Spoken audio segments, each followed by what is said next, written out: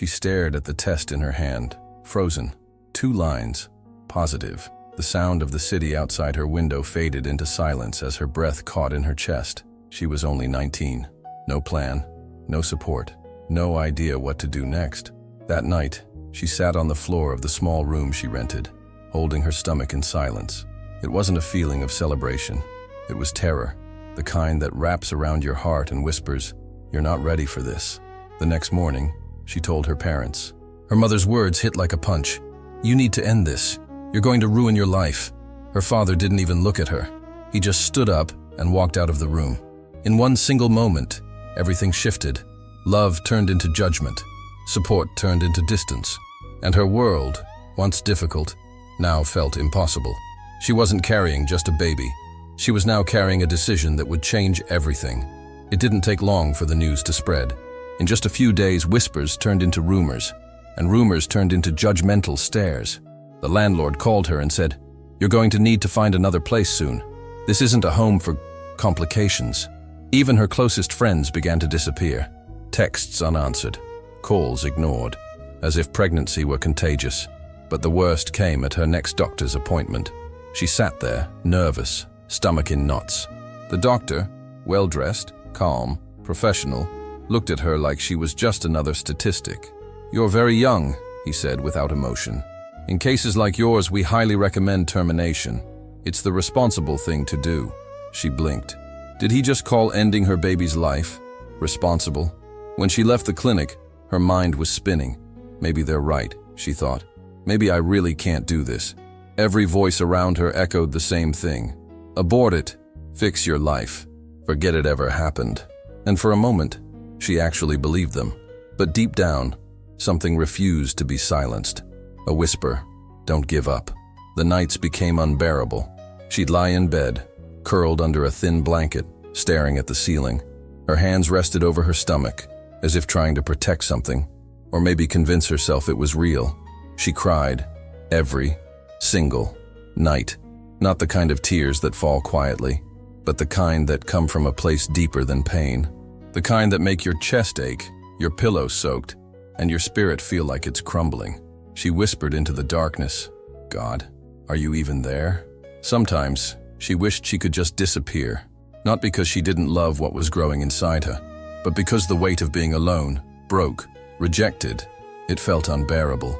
The refrigerator was almost empty, the bills stacked like monuments to failure, and still, inside her a heartbeat pulsed, steady, brave, a tiny drum of hope in the middle of the storm. But one question haunted her more than any other. Am I really strong enough to do this? Every voice said no, but something deeper, something sacred, hadn't given up on her yet. One morning, after another sleepless night, she stood in front of the mirror and saw a version of herself she barely recognized. Eyes swollen, hair messy. A girl who had aged years in just weeks. But as she looked closer, she saw something unexpected. Not weakness. Fire. Faint, yes, but burning. She walked to the corner of the room where she kept a small notebook. It had a torn cover and pages stained with old coffee. She opened it and wrote just one sentence. "If no one chooses this child, I will." Her hand trembled as she wrote it. It wasn't just a sentence. It was a declaration, a stand against the world. She whispered to herself, tears streaming down her cheeks. "I don't care if they all leave. I don't care if I lose everything. But I will not lose this baby." That day, she called the doctor and canceled the procedure. She hung up the phone and collapsed on the floor, weeping. Not from fear anymore, but from the weight of a choice that would change everything. From that moment forward, she wasn't just surviving. She was fighting for someone who hadn't even taken their first breath. The silence at home grew louder. Her parents no longer asked how she was, no longer sat near her. Her mother stopped cooking for her. Her father acted like she didn't exist. And then, one night, it happened.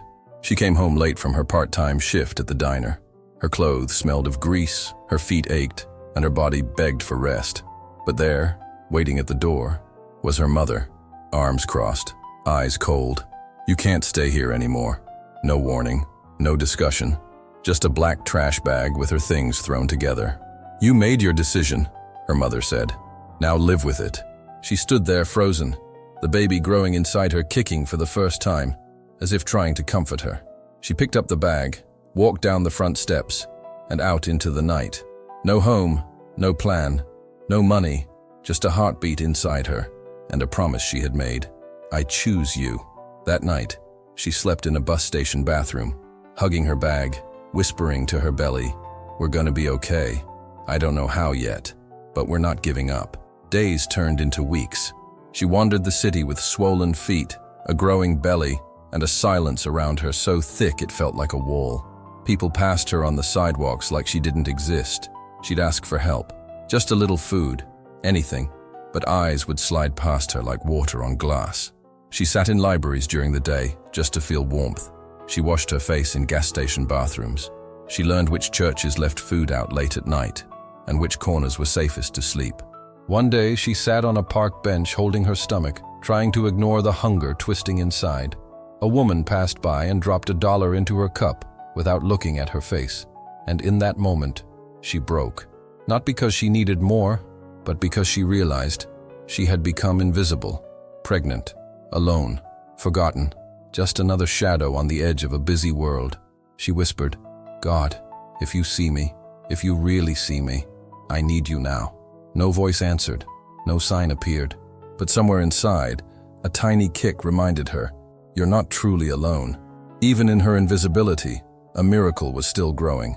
It was a rainy afternoon.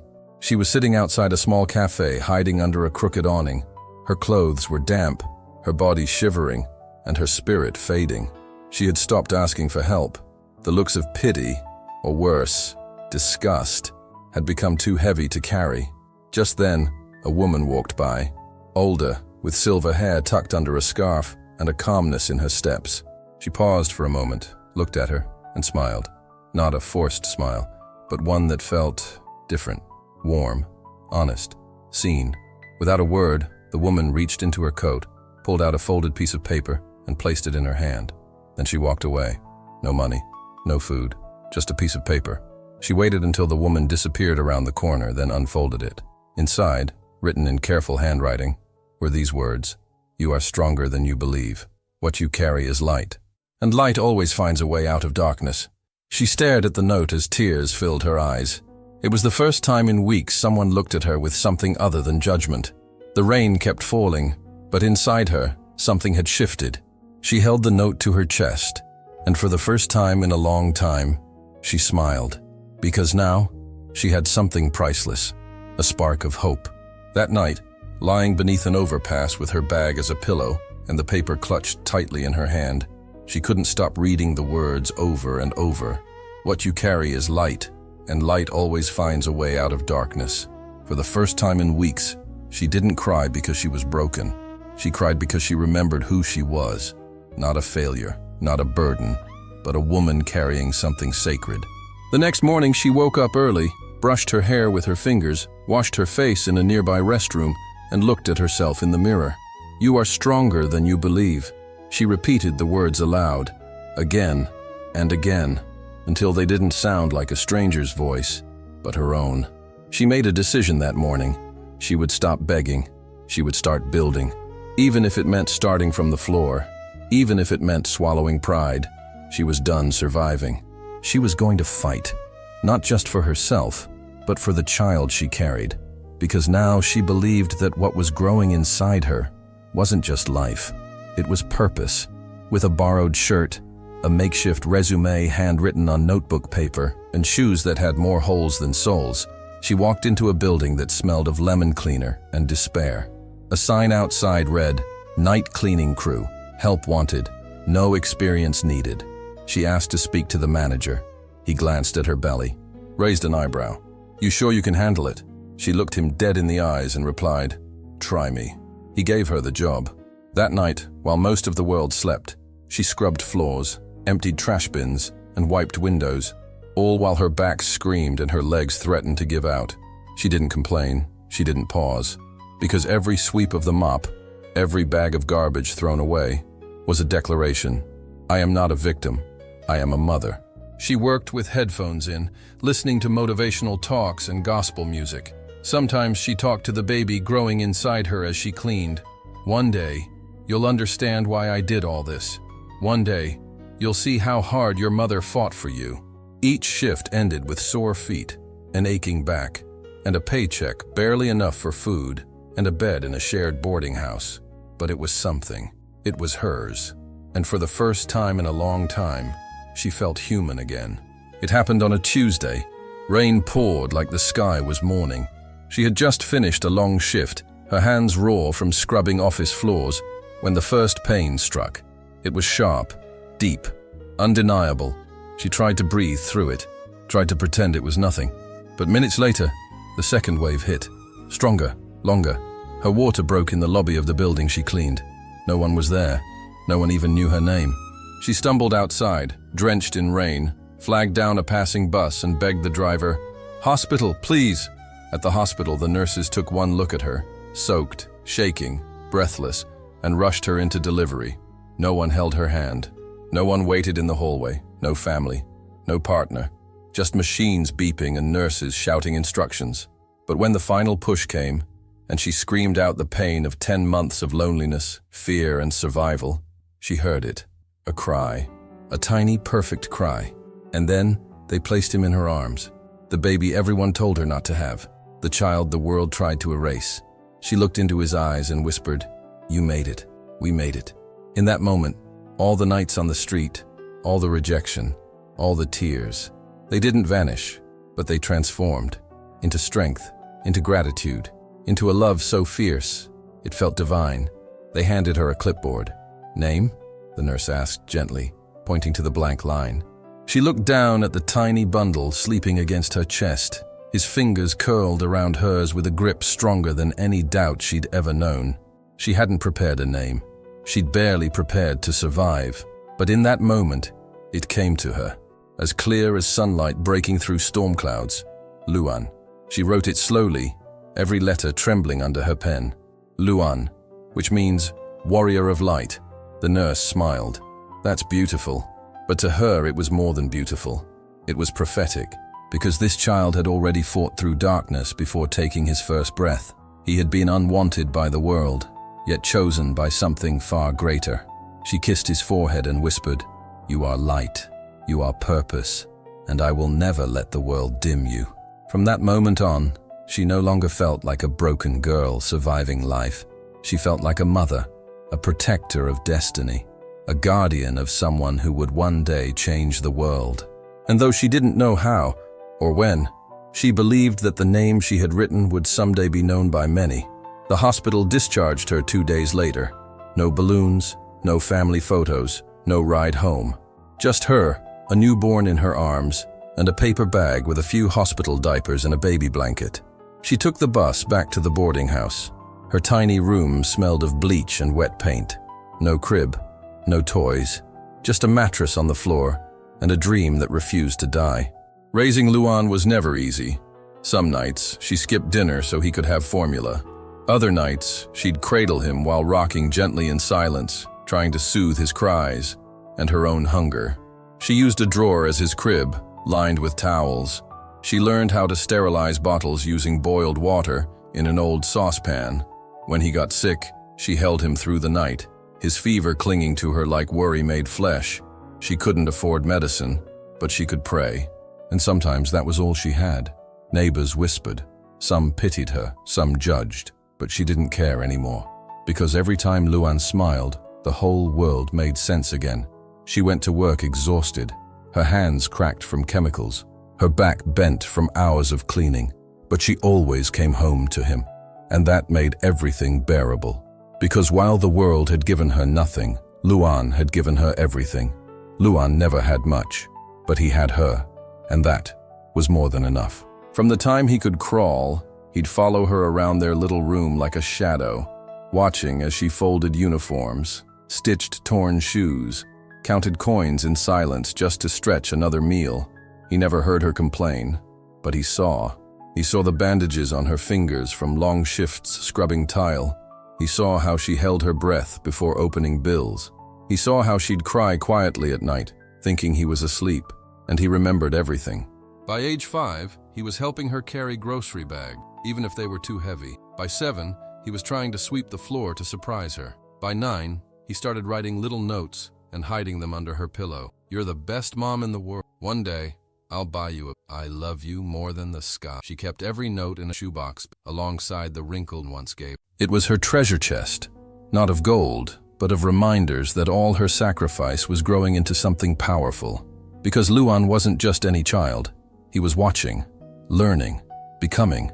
And though he never said it aloud, he had made her a silent promise. "Everything you gave up, I'll give back."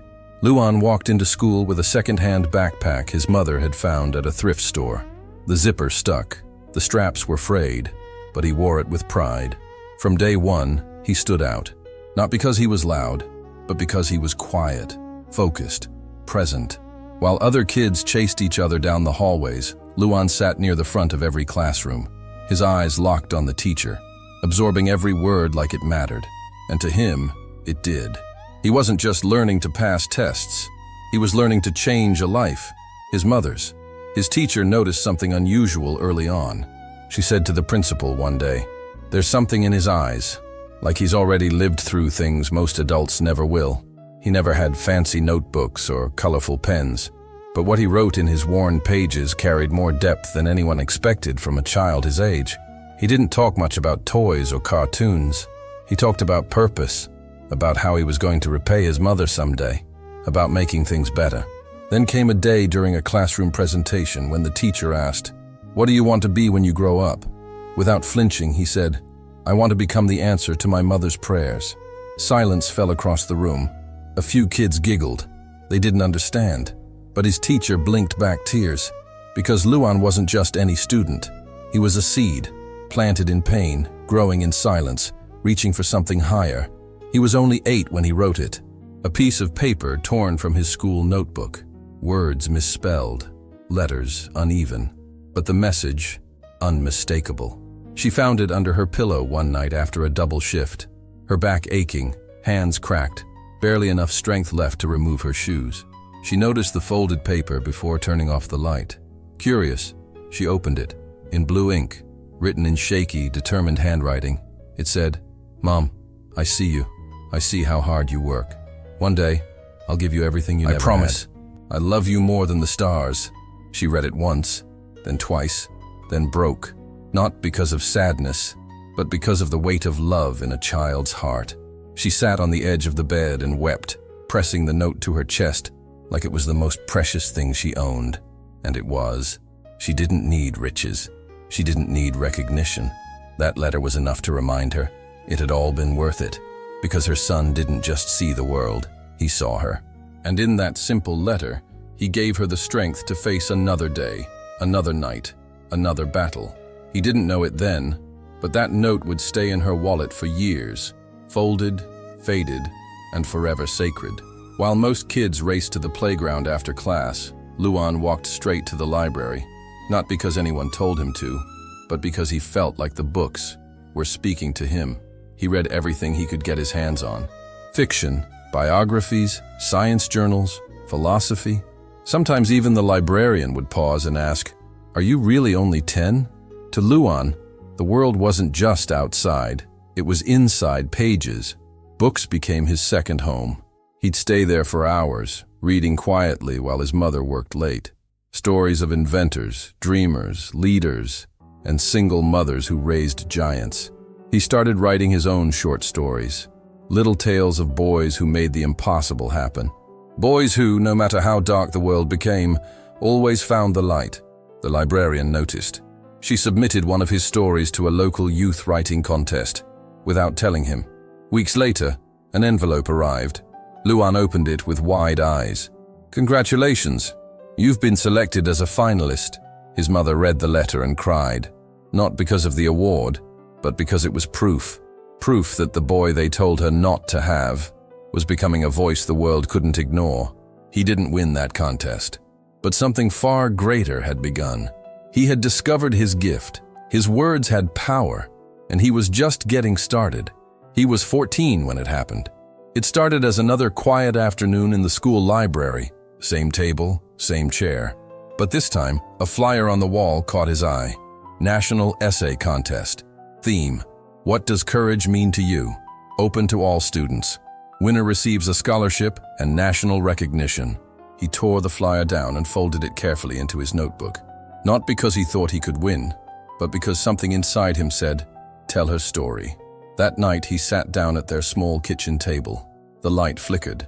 The room was silent except for the scratch of his pen. He didn't write about superheroes. He didn't write about soldiers or firemen. He wrote about a woman, a young woman who was told to give up, who was kicked out, mocked, forgotten, who slept on benches, who scrubbed toilets and cleaned offices with swollen feet, who raised a child on strength and silence and love, and how that child in himself was alive because she chose courage over comfort.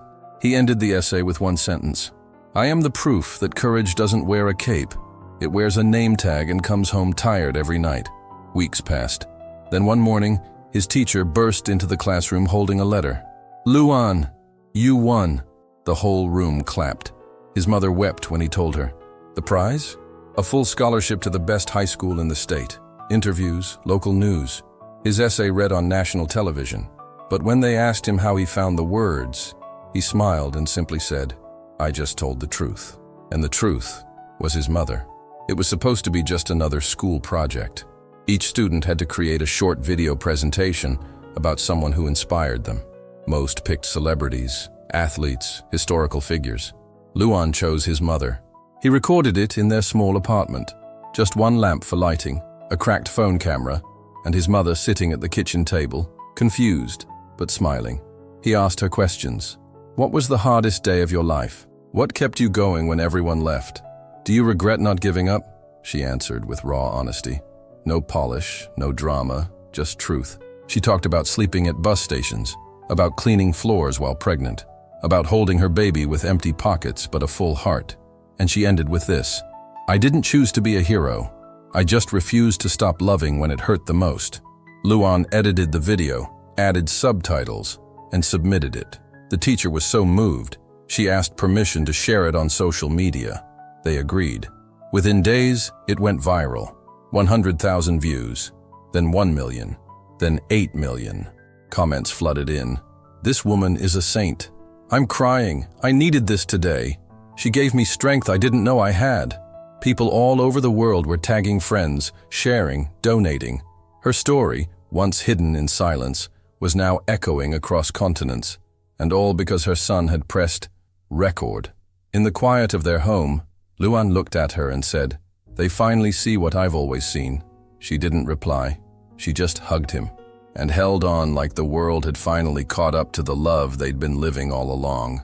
The invitation came in a crisp white envelope. At first, Luan thought it was a mistake, but there it was, his name printed beside the words, "National Youth Conference, Keynote Speaker." He read it 3 times before handing it to his mother. She stared at it, speechless. He had to whisper, "They want me to speak, Mom. On stage, in front of thousands." She smiled through tears. Not because of the spotlight, but because her son's voice was now being heard, and not just by her. The day of the event arrived. Luan stepped onto the stage wearing the only suit they could afford, tailored by a neighbor who believed in them. The lights were hot, the auditorium packed. He looked out into the crowd, leaders, journalists, students, strangers, and then he looked down to the front row, where she sat, his mother, her hands folded, her eyes locked on him. He took a deep breath and began, "I was never supposed to exist. My mother was told to erase me before I ever had a name, but she chose to give me life, and in doing so, gave me everything." Gasps rippled through the audience. You could hear a pin drop. He spoke about sacrifice, about invisible mothers, about the power of a decision that went against fear. And then, he said something that no one forgot. She didn't raise a child. She raised a purpose. The crowd stood, a standing ovation. Tears, cheers. And at the center of it all, a woman crying silently in the front row. That night, news outlets called it the most powerful speech of the year. But for Luan, the true moment had already passed. When he walked off stage, knelt in front of his mother and whispered, "You were always the real keynote." 2 weeks after the speech, their mailbox overflowed with letters. From journalists, universities, foundations, and strangers moved to tears. But one envelope stood out. Thicker paper, gold seal. stamped from overseas. Inside, a single sheet. Congratulations, Luan. You have been awarded a full academic scholarship to study at the International Institute of Leadership and Ethics in Geneva. All expenses covered. Tuition, housing, travel, even a living stipend. It wasn't just a scholarship, it was freedom. He held the letter in shaking hands. The same hands that once carried his mother's bags, that once clutched crumpled notebooks, that once wiped her tears. And now, those hands were holding a ticket to a future no one thought was possible. When he told her, she couldn't speak. Her knees gave out, and she sat on the floor, laughing, crying, overwhelmed. Then he said something that made her heart stop. "I'm not going without you." She looked up, confused. He smiled. "You sacrificed your entire life for me. Now it's time I give a little of it back." They applied for her passport together, the first time she had ever held one. She'd never even been on a plane, never left the city, never imagined herself in a place like Geneva. But now, she was packing a suitcase, not because she had money, not because she had titles, but because she had raised a son who refused to fly without her. The day of the flight felt like a dream. She stood at the airport entrance, clutching her boarding pass with trembling fingers, her eyes wide as they scanned the ceiling, as if the building itself were made of miracles. She had never been in a place like that before. Automatic doors, shiny floors, announcements echoing in foreign accents. It was a different world, a world she never thought she'd touch. Luan stayed close, guiding her through the process. Security checks, baggage drop, gate numbers, all foreign to her, but he was calm, patient, proud. When they reached the terminal, she sat by the window and watched the planes taxi on the runway. "They look like they're floating," she whispered. He smiled. "So are you, Mom." As they boarded, she clutched his hand tighter. The takeoff shook her bones, but when they rose above the clouds, she looked out the window and gasped. "It's all so quiet up here." He nodded. "Like peace. You've earned this peace." For hours, she stared at the sky, lost in the soft blue above the clouds, thinking of the nights she slept outside, the days she scrubbed floors, the moments she almost gave up. And now, here she was, flying, not as a tourist, not as a guest, but as a mother of purpose, being honored without applause, but with destiny. She leaned her head on Luan's shoulder as the cabin lights dimmed. "I still don't understand how we got here," she whispered. He answered softly, "Because you refused to stop climbing, even when there were no stairs." The studio was brighter than anything she'd ever seen. Cameras circled like curious eyes. Producers adjusted lights, whispered into headsets, while makeup artists gently dabbed powder on her face. She sat on the edge of a leather chair, nervous hands folded in her lap, her heart thundering beneath a simple dress Luan had bought her for the occasion. Across from her sat the host, a woman known worldwide, elegant and poised. When the red light blinked on, the countdown began. 3, 2, 1. "Today," the host began, "we bring you the story of a mother whose courage defied everything, and of the son who never forgot." She looked into the camera. Millions were watching. And still, all she could think about was the nights she had no place to sleep, the faces that ignored her on the street, the one letter that kept her from giving up. The host asked, "Did you ever imagine this day would come?" She smiled softly. "No, I didn't imagine any of this. I just kept waking up and choosing love." They asked about the pressure to abort, the rejection, the hunger, the isolation. She answered everything with honesty. Never anger, never bitterness. "Everyone told me to end his life, but something inside me whispered, 'Don't.'" That whisper was louder than all the noise. And then, as the interview drew to a close, the host asked one final question. "What would you say to the women watching right now, who feel invisible, broken, afraid?" She looked directly into the camera, her voice steady, calm, strong. "You are not broken. You are not forgotten. And the life growing inside you, or beside you, might be the very thing the world is waiting for." The studio was silent. The host wiped a tear. The broadcast ended, but something much bigger had begun. Her story was no longer just hers. It belonged to millions now. The letters came pouring in, from schools, from churches, from single mothers, teenagers, politicians, even celebrities. Everyone wanted to thank her. Some sent drawings, others sent poems. One woman wrote, "Because of you, I chose to keep my baby. Awards followed. She was invited to galas, women's conferences, leadership summits. One organization flew her to New York to receive the Voice of Courage medal, an honor given to those whose quiet strength changed the course of lives. Luan stood beside her at the ceremony, beaming as she walked across the stage. Cameras flashed. The crowd stood in ovation.